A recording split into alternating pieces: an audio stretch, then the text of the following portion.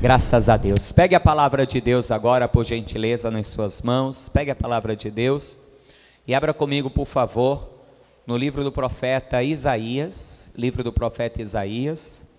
no capítulo de número 61.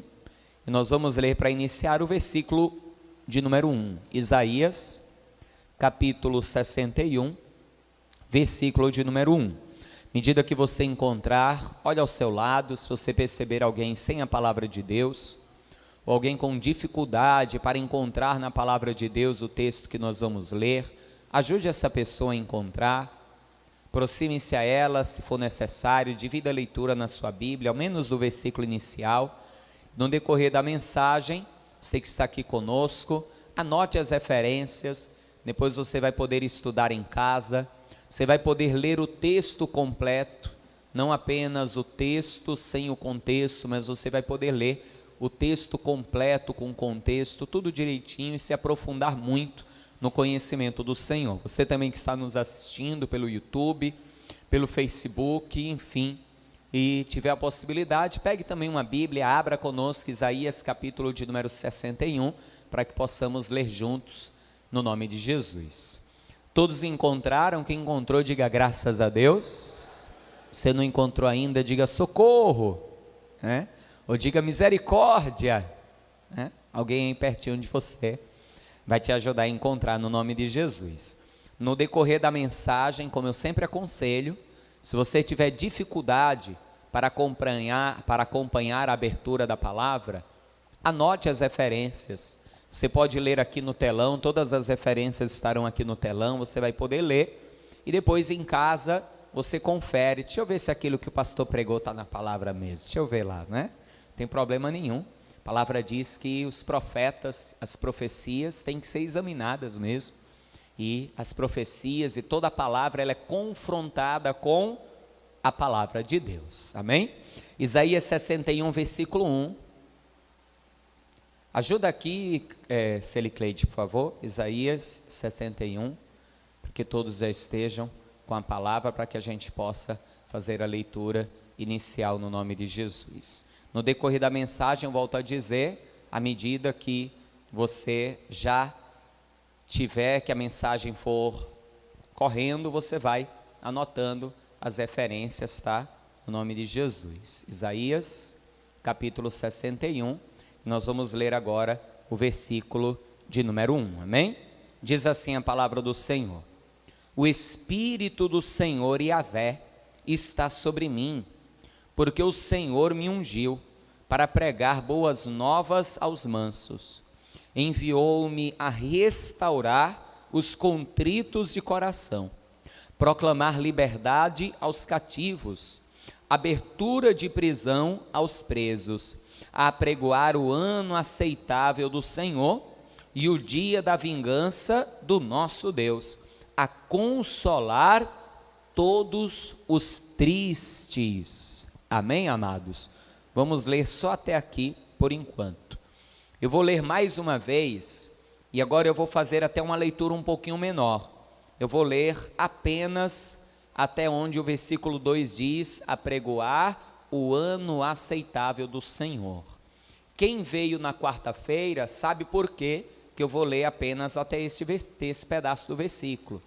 Quem não veio na quarta-feira, daqui a pouco eu explico por quê, você vai saber daqui a pouquinho por quê que nós vamos ler apenas até apregoar o ano aceitável do Senhor. Vamos ler de novo, versículo 1 e 2, apenas a parte A do versículo 2. Diz assim: o Espírito do Senhor Yahvé está sobre mim, porque o Senhor me enviou para pregar boas novas aos mansos, enviou-me a restaurar os contritos de coração, proclamar liberdade aos cativos, dar abertura de prisão aos presos, a apregoar o ano aceitável do Senhor. Amém, amados?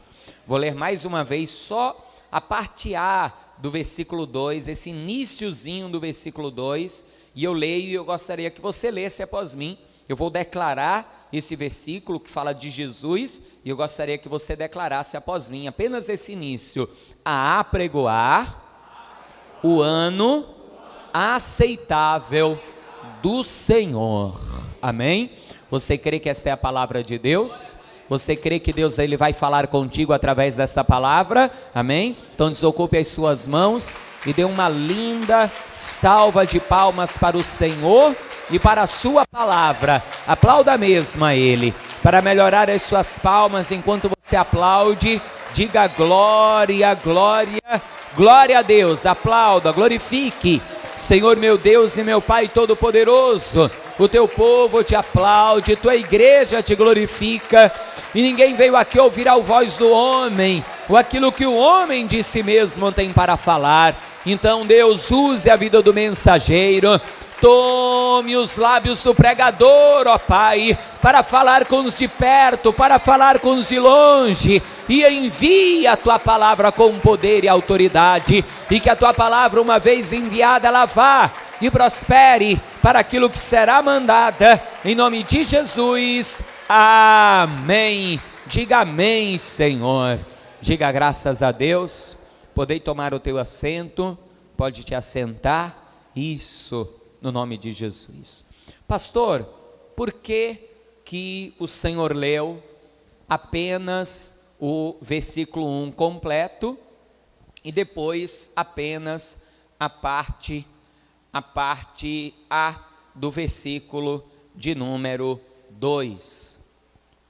Vai em Lucas comigo, por gentileza, Evangelho segundo Lucas, capítulo de número 4, e você vai entender o porquê disso. Evangelho segundo Lucas, capítulo de número 4, e nós vamos ler aqui a partir do versículo de número 17. Você vai entender.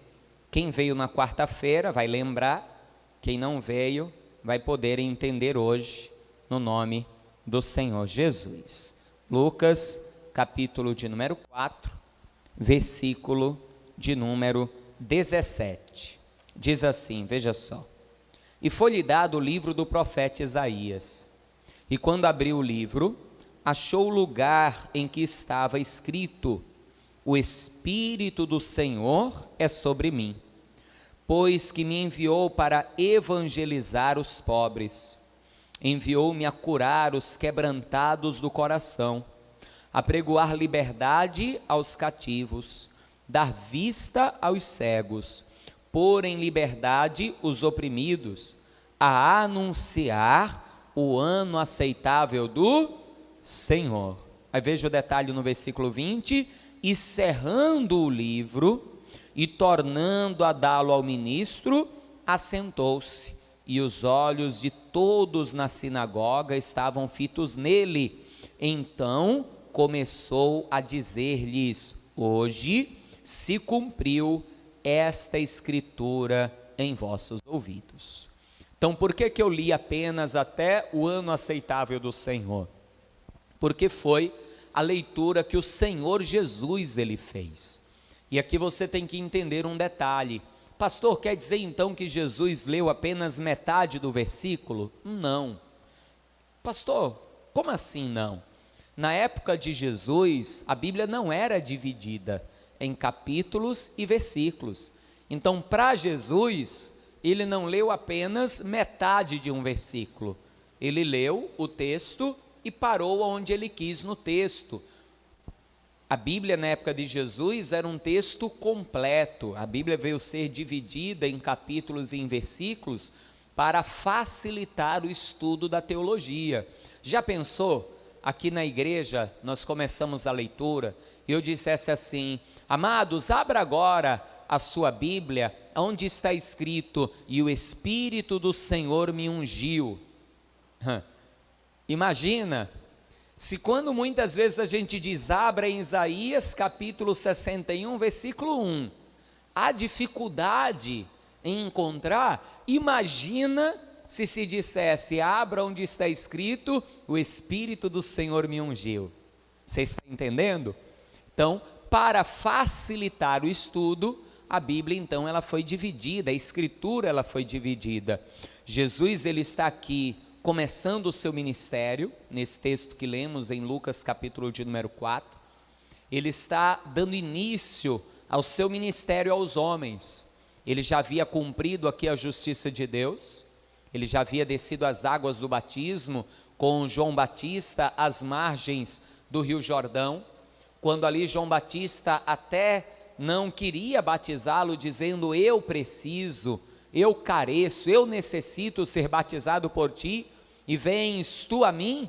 Jesus vai dizer: João, nos convém agora cumprir a justiça, fazer a vontade do Pai, cumprir a justiça de Deus. E João Batista então vai concordar com Jesus, vai batizá-lo nas águas. Jesus ali saindo das águas, diz a Escritura, você pode ler depois Mateus capítulo de número 3, quando ele está ali saindo das águas, então diz a palavra que o céu vai se abrir sobre ele, o Espírito Santo vai descer na forma corpórea de uma pomba e vai pousar sobre ele, o Espírito ali vai repousar sobre Jesus, cumprindo isso que está aqui, a unção do Espírito sobre Jesus, ungindo, capacitando, porque ali Jesus estava dando início ao seu ministério. Ali o Espírito vai conduzi-lo ao deserto, para ali no deserto ele ser tentado, ele vai jejuar 40 dias e 40 noites, vai ser tentado ali, no lugar onde hoje é conhecido em Israel como o Monte da Tentação.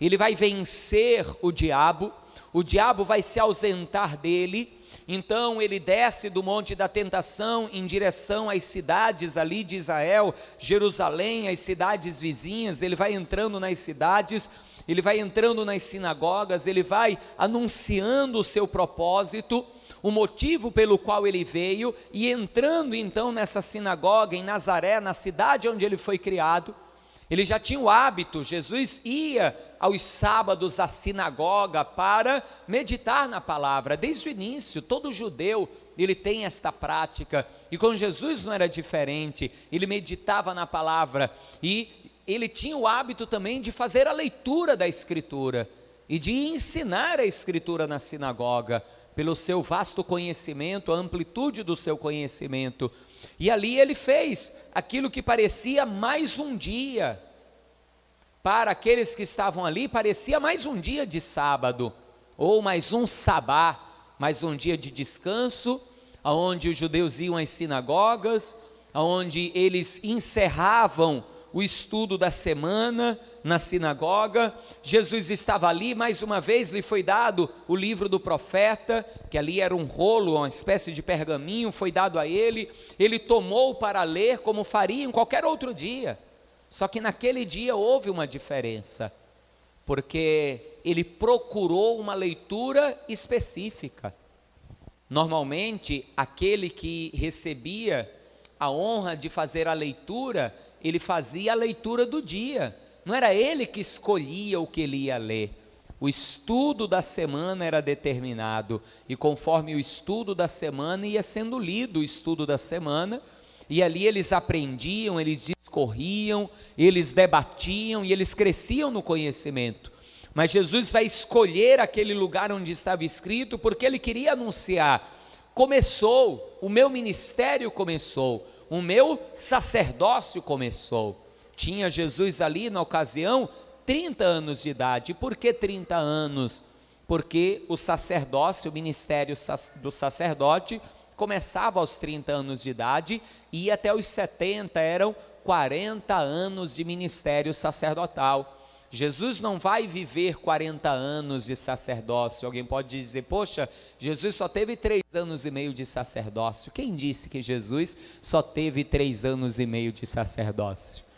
Jesus começou o sacerdócio dele aos 30 anos de idade, mas Jesus continua sacerdote até hoje. Já tem quase 2000 anos o sacerdócio do Senhor Jesus, e mais ainda, o sacerdócio dele é eterno, o sacerdócio dele nunca terá fim, amém, amados? Ele é o sumo sacerdote perfeito, não como os outros que tinham que oferecer sacrifícios por si mesmos, porque eram pecadores e precisavam purificar a si mesmos os seus pecados, para depois poder interceder pelo povo. Ele não, ele se entregou como sacrifício. Você conhece a história mas ao terceiro dia ele ressuscitou. E hoje ele está vivo e vive eternamente, e está à direita de Deus a interceder pelas nossas vidas, e está aqui também conosco, recebendo as nossas vidas, as nossas orações, trabalhando no nosso meio, e será assim eternamente. Nós estaremos na presença dele eternamente. Aqui ele é o nosso sacerdote, o nosso principal pastor, e lá na glória não será diferente. Estará sempre à destra do Pai a interceder por nós. Amém, amados? Para isso ele veio. Só que ali em Isaías 61 é interessante, porque ele começa a dizer o propósito da vinda do Messias, cerca de 600 anos antes dele vir.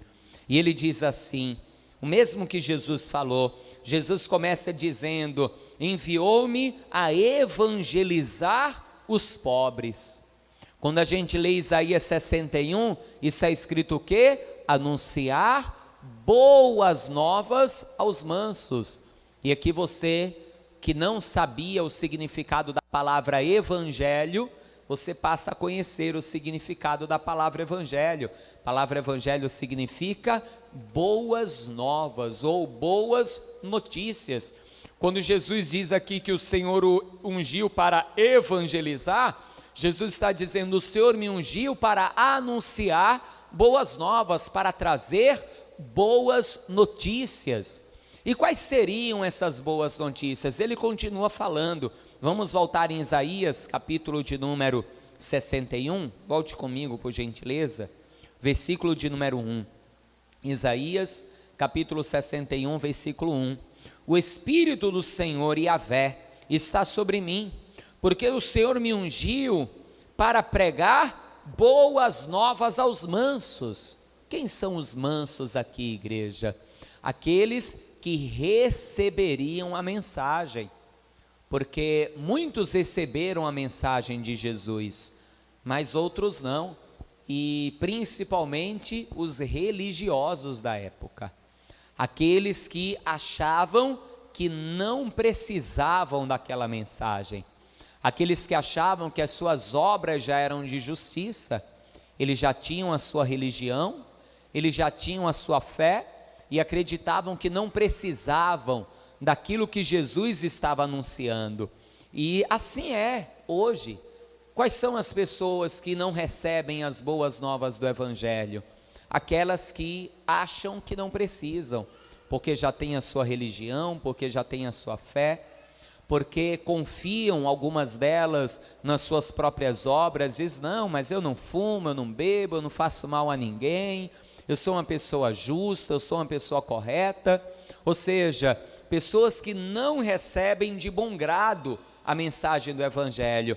Mas Jesus diz aqui que para aqueles que iriam receber as boas novas, ele foi enviado. Veja, ele foi enviado. Se ele foi enviado, a missão não era dele. De quem era a missão, igreja? Do Pai. O Pai que o enviou para cumprir aquela missão. O próprio Jesus falava isso. Quer ver algo comigo? Deixa marcado aí Isaías 61. A gente vai ver alguns detalhes aqui, mas eu quero ler para você aqui antes o Evangelho segundo João, capítulo de número 6, versículo de número 38. Veja o que Jesus diz. Ele diz assim: eu falo, João 6, versículo 38. Estava no capítulo errado aqui. João 6, 38, diz assim: porque eu desci do céu, não para fazer a minha vontade, mas a vontade daquele que me enviou. Ou seja, Jesus veio com um propósito dado por Deus a ele. Jesus veio aqui para cumprir o motivo, o propósito para o qual ele foi ungido. Ele foi escolhido pelo Pai, sendo filho, para cumprir uma missão, para cumprir um propósito. É como uma pessoa que é escolhida para ir a um lugar cumprir uma missão, cumprir um propósito. Assim foi Jesus. ele chega a dizer algo muito interessante também aqui no Evangelho de João, capítulo de número 4, no versículo de número 31, veja comigo aqui a partir do versículo 31, João 4,31 diz assim: e entrando os seus discípulos lhe rogaram dizendo: Rabi, come.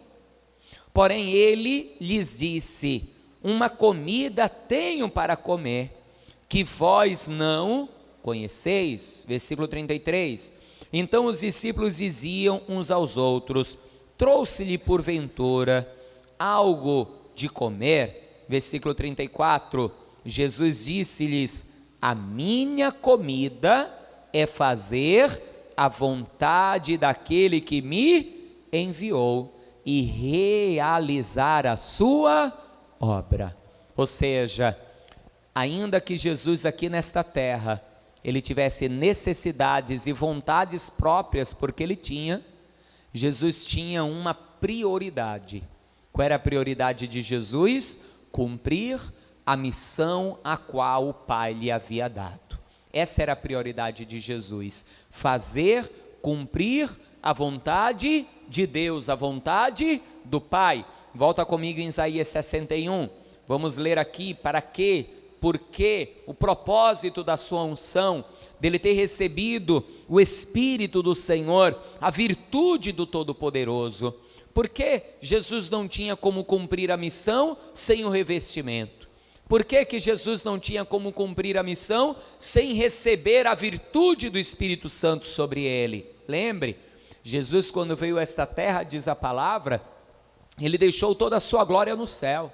Ele veio como homem e recebeu da parte de Deus uma missão que um homem comum não poderia realizar. Que um homem sem uma autoridade diferente sobre a sua vida, uma unção diferente sobre a sua vida, não poderia realizar. Porque veja comigo, Isaías 61, versículo 1, e o Espírito do Senhor Yahvé está sobre mim, porque o Senhor me ungiu para pregar boas novas aos mansos, enviou-me a restaurar os contritos de coração. Ou, como está lá em Lucas, os abatidos de coração. Um dos propósitos do Senhor Jesus aqui nesta terra, quando foi enviado, foi justamente agir na vida daqueles que têm um coração quebrantado e contrito, um coração abatido. E abatido por quê? Contrito por quê? Vários motivos. O que pode entristecer o coração de uma pessoa? O que pode deixar a pessoa com o coração abatido, triste, contrito? Uma das principais coisas na época de Jesus, e lembrando um fato em particular, que Jesus a princípio, ele veio para quem, igreja? A princípio, ele veio para quem? Para os judeus, para Israel, para o povo de Israel, para os judeus. Ele mesmo dizia, eu não fui enviado senão para as ovelhas perdidas da casa de Israel. Os judeus, eles tinham a sua religião, sim ou não? Tinham, eles tinham a sua religião, justamente o judaísmo, comandado pelos fariseus, pelos saduceus, que compunham o grande número de todos ali, os sacerdotes, o sumo sacerdote, os sacerdotes, todos eram compostos ali pelo fariseísmo, pelos saduceus, os altos níveis, digamos assim, das religiões da época. Infelizmente, aqueles homens que estavam ali para trazer para o povo uma mensagem de vida, uma mensagem de alegria, uma mensagem de esperança, não era esta a mensagem que era trazida, mas na verdade uma mensagem pesada, uma mensagem de um fardo pesado, terrível, porque eles colocavam jugo sobre jugo, ordenanças sobre ordenanças, e o povo servia a Deus não com alegria, o povo servia a Deus por medo da condenação. O povo servia a Deus por medo, temor de uma condenação futura e tantas coisas, e não por alegria, como o salmista disse: alegrei-me quando me disseram, vamos à casa do Senhor. Amém, amados?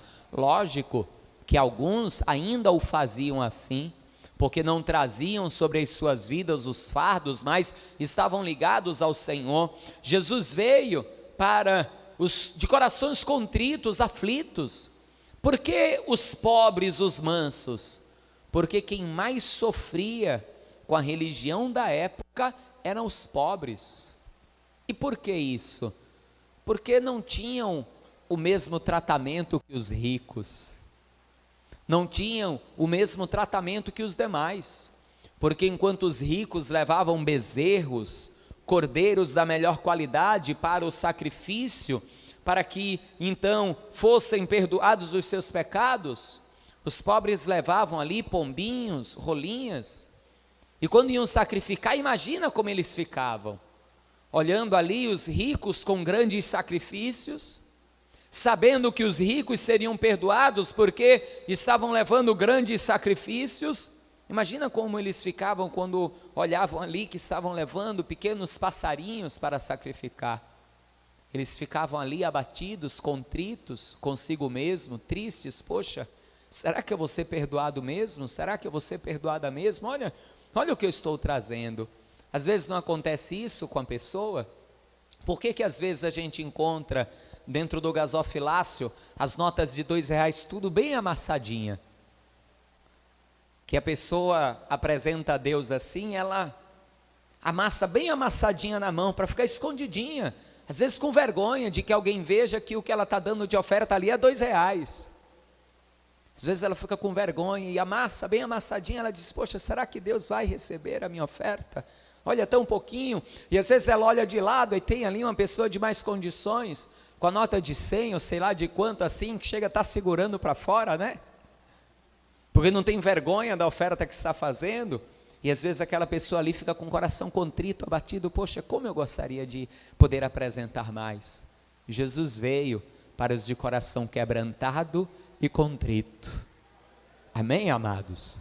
Não se entristeça, porque o Senhor, Ele veio olhando o coração do homem.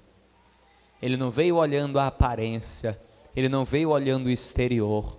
Como Deus, Ele disse na escolha de Davi: eu não vejo como o homem vê, eu não vejo a aparência, eu olho o coração.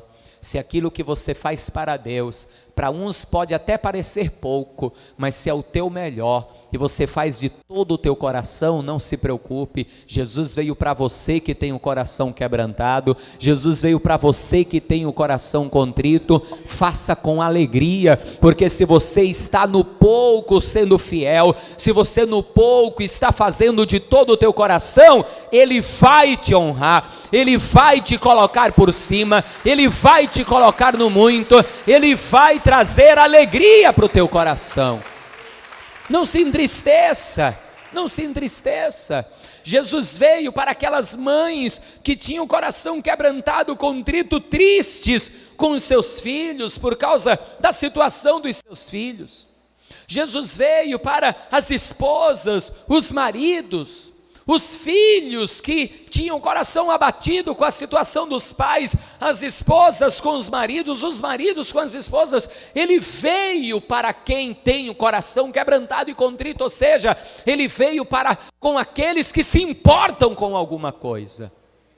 Se a pessoa vive a sua vida e não se importa com nada, não há nada que a entristece, não há nada que deixe o seu coração quebrantado e contrito, se ela não está nem aí para nada, aí é outra coisa. Mas se há algo que faz com que a pessoa se entristeça, se abata dentro dela, Jesus tem compaixão, e Ele veio por causa de você. Ele veio para mostrar que Ele também se abate, Ele também tem o coração quebrantado, Ele também tem o coração contrito, Ele também chorou com a dor e com o sofrimento dos outros. Mas Ele veio para trazer esperança para os de coração quebrantado e contrito. Ele veio para dizer: no mundo vocês vão ter aflições. Eu também tive, eu também enfrentei lutas e dificuldades. Como diz a letra de um louvor, só um sofredor para conhecer a dor do outro sofredor. Só quem sofre, só quem enfrenta lutas, pode conhecer a dor do outro que sofre e que enfrenta lutas. Ele enfrentou lutas, mas ele venceu, para dizer a você: no mundo tereis aflições, mas tenha bom ânimo, não chore, não fique com o coração quebrantado, não fique com o coração contrito, tenha bom ânimo, eu venci o mundo, você vai vencer também, eu me alegrei, você vai se alegrar também, eu fui vitorioso, você vai ser vitorioso também, eu morri, ressuscitei, você também, eu estou à destra do Pai, você um dia também estará à direita do Pai, você um dia também estará no céu. Ele veio para os de coração quebrantado e contrito. Essa foi a missão dele, coração quebrantado e contrito. Ele continua dizendo, veja só: enviou-me a restaurar os contritos de coração, proclamar liberdade aos cativos. E aqui eu acho interessante, porque ele diz: e abertura de prisão aos presos. Pastor, não é a mesma coisa? O cativo e o preso não é a mesma coisa? Quando a gente lê Lucas, a gente entende. Quando a gente lê Lucas, a gente entende. Em Lucas ele não fala de preso duas vezes. Em Lucas ele fala em pôr em liberdade o que está preso, e depois ele diz dar vista ao cego. Por quê? Porque existem dois tipos de prisões: as prisões materiais e as prisões espirituais. Existem dois tipos, por isso ele diz aqui: proclamar liberdade aos cativos e e a abertura de prisão aos presos, liberdade aos cativos, trazer a libertação das coisas físicas que aprisionam o homem. O que foi que Jesus fez mais nesta terra entre os homens do que curar aqueles que estavam enfermos? Alguns que estavam há 38 anos presos à beira de um tanque, esperando alguém para empurrá-lo ali dentro, né? Paralítico do tanque de Betesda. Aquele homem estava preso naquela situação, preso, aprisionado àquela vida. E aquele outro que estava aprisionado à beira do caminho, relatado lá em João 9, que os discípulos perguntam: quem pecou, ele ou os pais dele, para que ele nascesse assim cego? Prisioneiro de uma enfermidade desde o seu nascimento. Um homem que não sabia o que era ser livre. Um homem que nunca havia sido livre na sua vida. É como um passarinho que já nasce dentro de uma gaiola em cativeiro. Não sabe ser livre, nunca soube o que é abrir as asas e voar. Mas Jesus disse: porque isso te aconteceu, porque você nasceu desse jeito, se manifestará sobre você as obras do meu Pai, daquele que me enviou. Porque para que ele veio? Para pôr em liberdade aqueles que estão em cativeiro. Meu querido, minha querida, se tem uma enfermidade que te aprisiona, se tem uma enfermidade que não deixa você ter a vida que Deus projetou, que Deus planejou para a tua vida, Jesus veio para você. Ele está aqui nesta manhã para você, para te libertar dessa doença, para te libertar desta enfermidade, para te libertar desses medicamentos que o médico disse que você vai ter que passar o resto da tua vida tomando eles, para te libertar desta dor, te libertar desse sofrimento, te libertar dos sintomas desta enfermidade. Para isso ele veio, para quebrar esta cadeia, para quebrar esse grilhão, para pôr você livre deste mal, livre desta doença, livre desta enfermidade. E digo mais: creia, isso se estende para a tua casa, isso se estende para a tua família, porque Ele veio para pôr em liberdade todos os que estão cativos. Não foi só um, nem dois, mas todos os que foram aprisionados e estão no cativeiro, mas também das prisões espirituais, também. O que falar daquela mulher que todos os sábados estava na sinagoga, só que já havia 11 anos que ela entrava na sinagoga como? Olhando para o chão, ao invés de entrar olhando para o alto, da onde viria o seu socorro. 11 anos que ela entrava olhando para o chão, porque era prisioneira. Você conhece a história? Ela era prisioneira, e Jesus ali num sabá, num dia de descanso, num dia de sábado, olhou para aquela mulher e tocou naquela mulher e libertou-a. Ela foi livre na hora, e todos achavam que era uma doença. Os sacerdotes ali, os responsáveis ali pela sinagoga naquele dia disseram: 6 dias há para que se venham para serem curados, mas não no sabá, porque é o dia do descanso, nenhuma obra pode ser feita.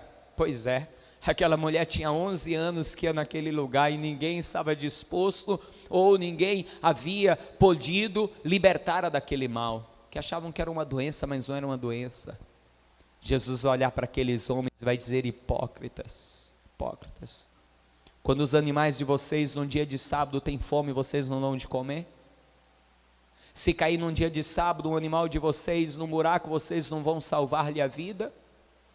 Então não era lícito eu libertar esta filha de Abraão, que há 11 anos é escrava de um demônio, que há 11 anos é prisioneira de Satanás?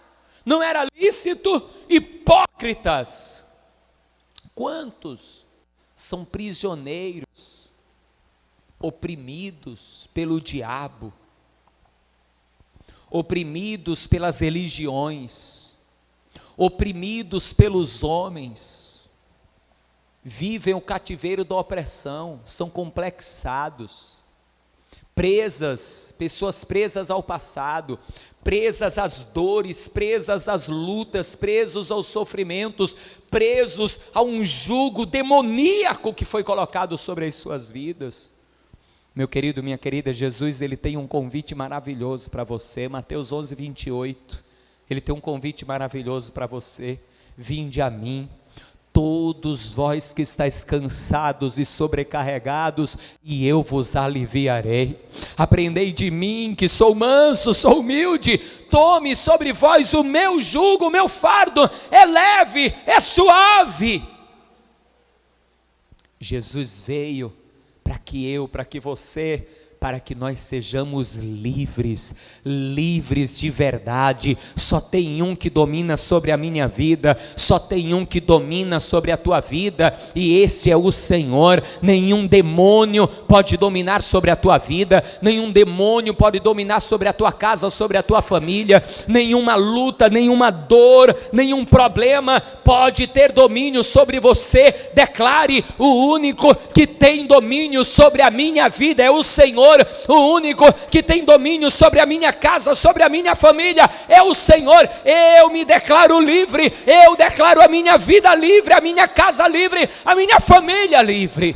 Para isso Ele veio, para que você seja livre, livre de verdade, livre de verdade. Porque quando a pessoa é livre de verdade, nem as cadeias do mundo podem aprisioná-las. Porque existe uma liberdade que transcende todas as coisas. É como a paz do Senhor, a paz que excede todo entendimento humano. É a certeza da vitória, é a esperança firme no Senhor. Eu posso hoje estar nessa situação, mas amanhã vai ser diferente, porque para isso Ele veio. Ele é o meu Senhor, a minha vida está nas mãos dEle, nas mãos do Senhor, nas mãos do meu Senhor. E Ele encerra aqui essa primeira parte, que foi o que ele leu lá em Lucas. Ele diz assim: e apregoar o ano aceitável do Senhor.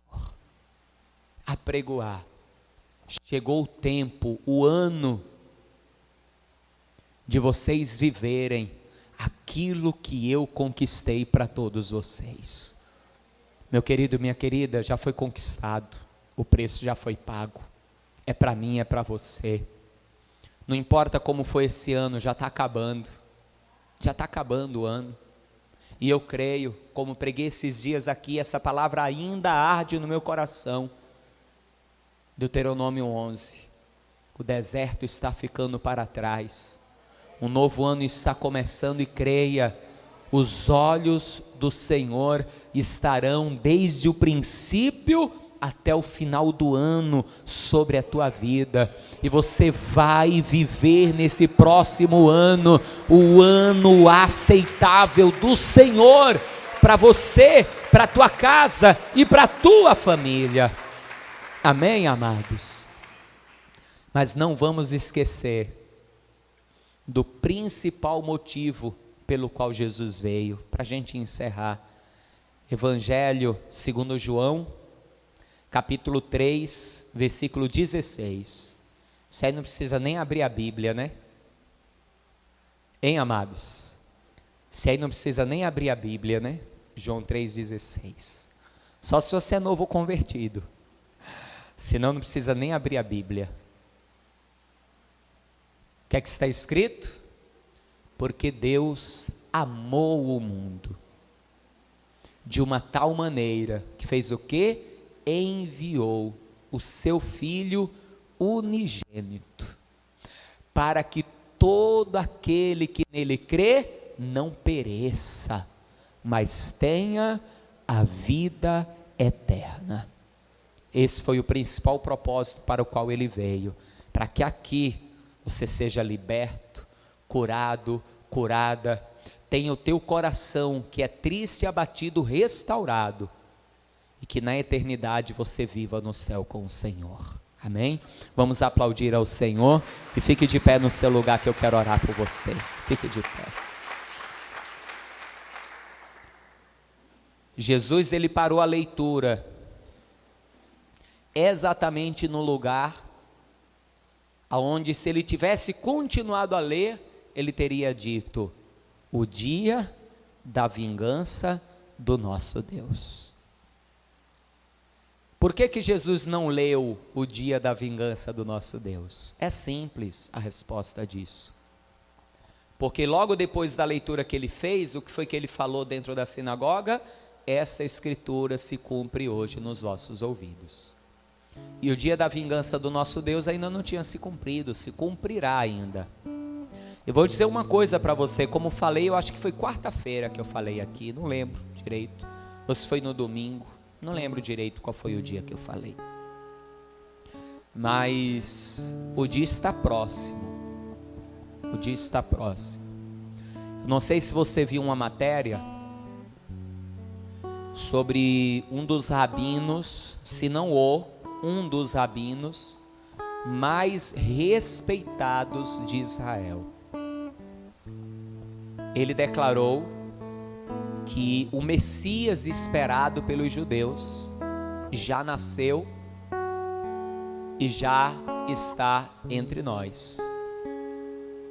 Pastor, mas Jesus não é o Messias? Sim, Jesus é o Messias. Para nós ele já veio, ele é o Messias. Mas para os judeus não, os judeus acreditam que ele virá ainda, que ele ainda vai vir. Então ele disse que o Messias prometido já nasceu. Mas aqui eu quero que você entenda uma coisa, o que isso diz respeito para as nossas vidas.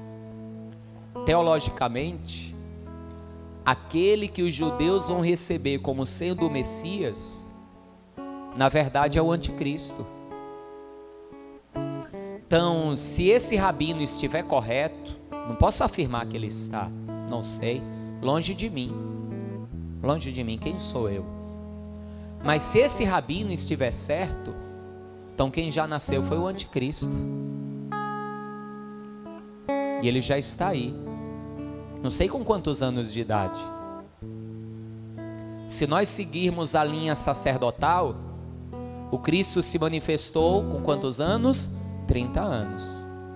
Então, provavelmente o Messias, ou melhor, aquele que os judeus acreditam ser o Messias, se manifestará para os judeus com 30 anos de idade.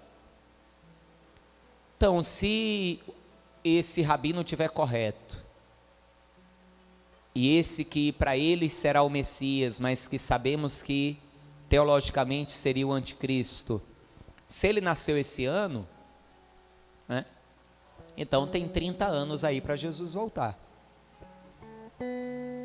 Porque o arrebatamento será antes do surgimento do anticristo, será tudo ali na mesma época. Porque o anticristo ele vai se levantar no tempo da tribulação. Agora, e se esse rabino tiver certo, mas esse que será revelado como Messias já tiver 15 anos de idade? E ele só recebeu a revelação agora. Então só falta 15 anos. Ah, pastor, ainda tem bastante tempo. E se ele já tiver com 29 anos de idade? E se ele for completar 30 anos amanhã? A gente não tem como saber.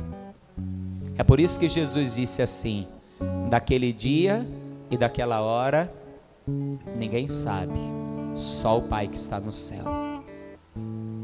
Por que eu estou te falando isso? Porque o dia da vingança do Senhor está próximo. Jesus veio para que você aqui nesta vida tivesse tudo, e no vindouro a vida eterna. Mas para que isso aconteça, você precisa recebê-lo. Ele veio para os judeus, está escrito, João capítulo de número 1. Ele veio para os que eram seus, mas os seus não receberam. E a todos quantos os receberam, deu-lhes o poder de serem feitos filhos de Deus. Se você não recebeu a Jesus ainda como Senhor e Salvador da sua vida, você precisa receber. Não deixe para amanhã.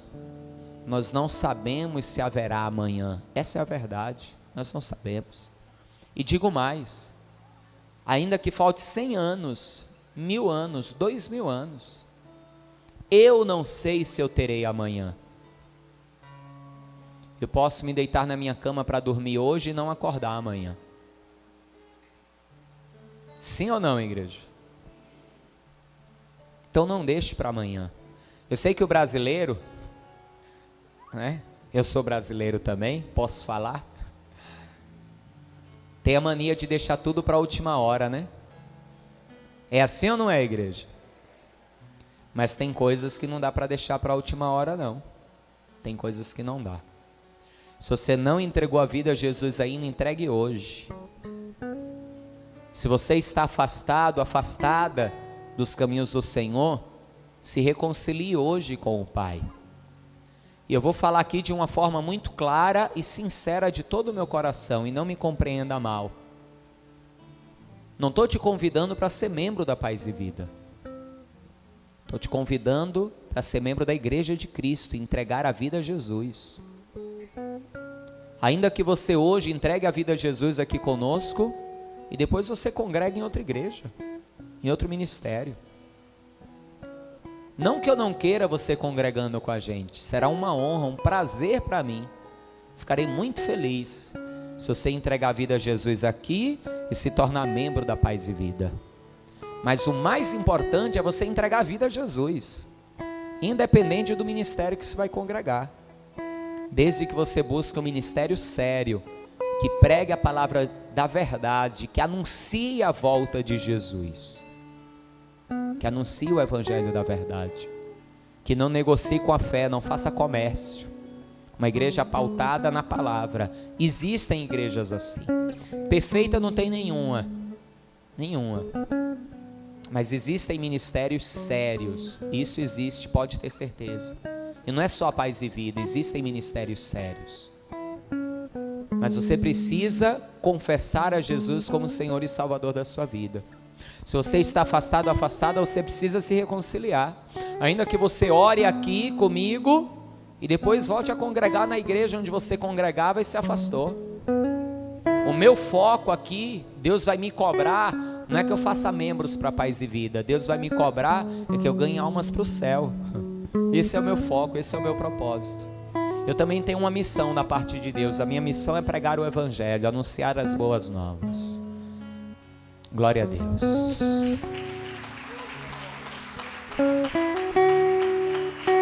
Glória a Deus. Se tem mais alguém, ó, já faz a mesma coisa, já sai do seu lugar, já vem aqui para frente. Eu não vou dizer nem se tem mais alguém, porque tem mais gente. Tem mais gente. Tem mais gente. Não, pastor, o senhor vai orar, eu vou orar aqui mesmo onde eu estou. Não é assim que funciona. Não é assim. Não é assim que funciona. É diante das testemunhas que nós temos que fazer.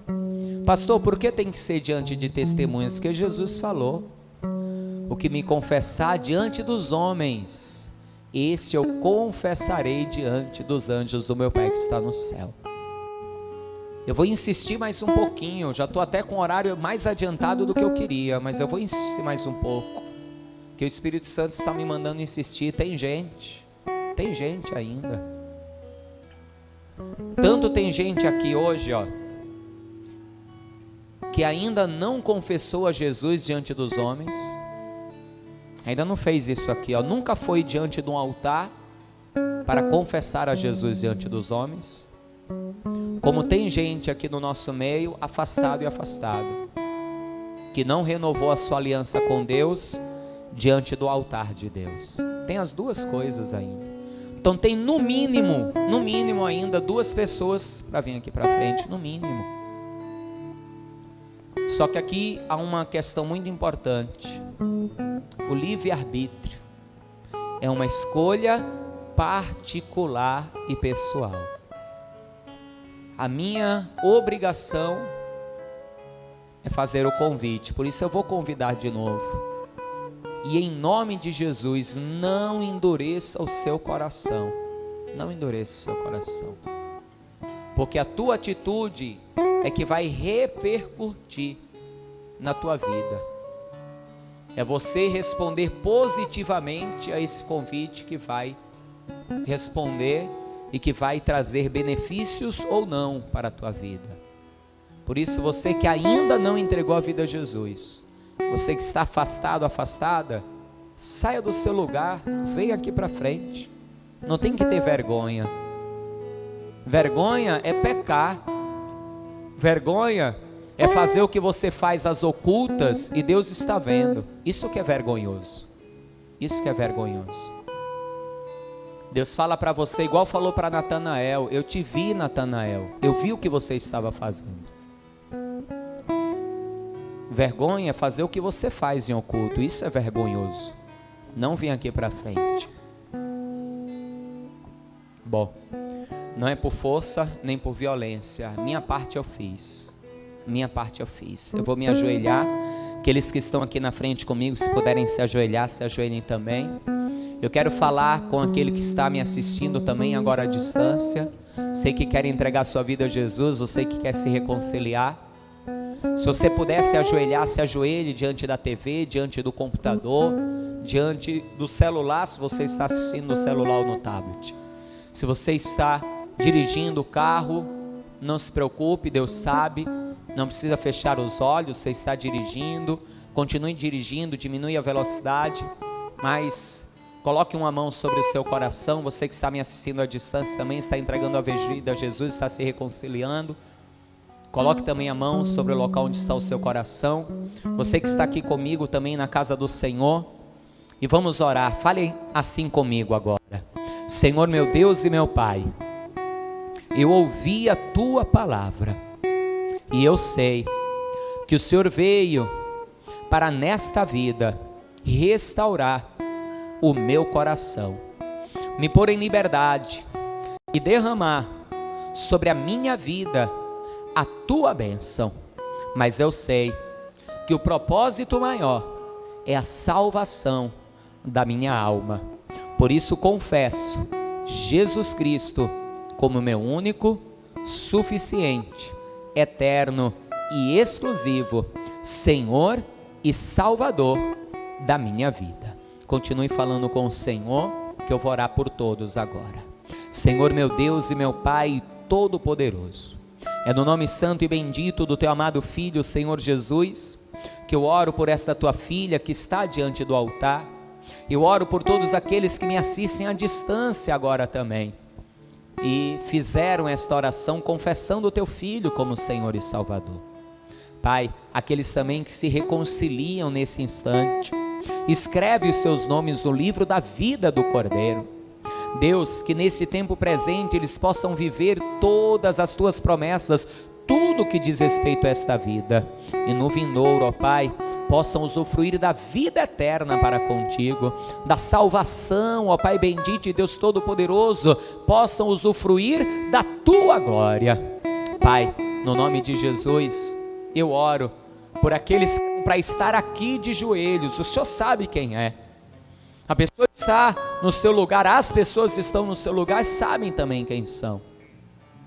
Eu te peço que elas venham a ter outra oportunidade, Senhor, de cumprir a tua vontade, cumprir a tua palavra, para que possam também ter acesso à salvação e todas as tuas bênçãos.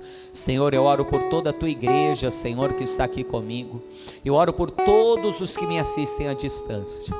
Que cada palavra que foi ministrada aqui, Senhor, nesta manhã, venha se realizar nas nossas vidas. Que todos os corações sejam restaurados, que todos os cativos sejam livres, que todas as prisões sejam abertas, para que todos nós venhamos a viver o ano aceitável do Senhor, o ano do nosso Deus nas nossas vidas, para a glória do teu santo nome. Que assim seja feito, amém e graças a Deus, amém igreja, vamos aplaudir ao Senhor, glória a Deus.